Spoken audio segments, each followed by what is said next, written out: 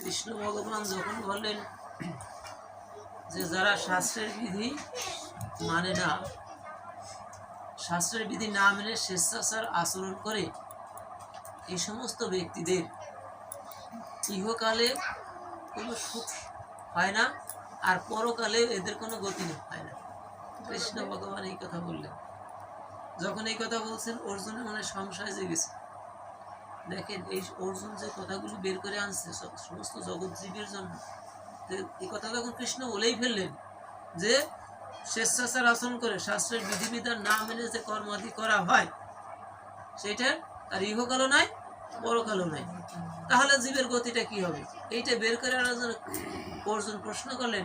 এই শ্রদ্ধা তরাই বিভাগ যে সপ্তদশ অধ্যায়ে বললেন, হে কৃষ্ণ, যে শাস্ত্র বিধি উতস্যি যজন্তে শ্রদ্ধায় নিতা তেষাং নিষ্ঠা তুকা কৃষ্ণ সপ্তম আহ রজতম। হে কৃষ্ণ ভগবান,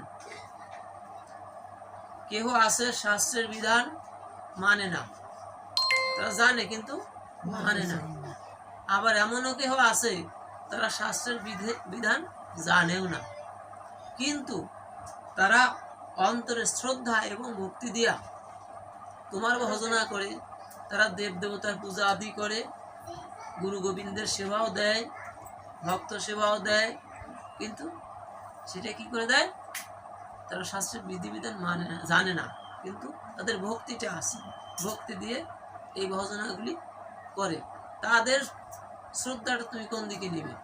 তাদেরকে সাত্ত্বিকই বলবে, না রাজসী বলবে, না তামসী বলবে? কৃষ্ণ ভগবান বললেন, ত্রিবিধা ভবতি শ্রদ্ধা দেহিনাংসা স্বভাবজা সাত্ত্বিকী রাজসী স ইব তামসী স ইতিতাম শ্রীণ। কৃষ্ণ ভগবান বললেন যে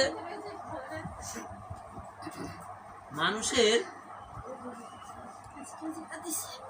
স্বভাব, মানুষের স্বভাবজাত শ্রদ্ধা, স্বভাবজনিত শ্রদ্ধা তিন প্রকারের, একটা সাত্ত্বিকী, একটা রাজসী, একটা তামসী। সত্যানুরূপা সর্বস্ব শ্রদ্ধা ভবতী ভারত শ্রদ্ধাময় অয়ং পুরুষ যো যশ্রদ্ধ স এবস। বলে এইটা যার যার স্বভাব অনুসারে, যে যে স্বভাবে যার যেমন স্বভাব, জানি তাই যার যেমন স্বভাব তার তেমন মনের ভাব, আর তার তেমনই শ্রদ্ধাটা।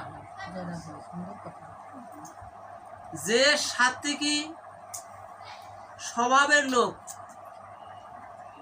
তার মনের ভাবটাও সাত্ত্বিকী, আর তার শ্রদ্ধাটাও সাত্ত্বিকী।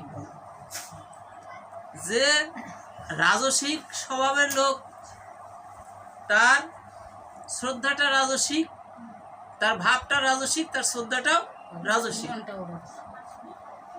যে তামসিক স্বভাবের ব্যক্তি, তার স্বভাবটা তামসিক, তার ভাবটা তামসিক, তার শ্রদ্ধাটাও তামসিক।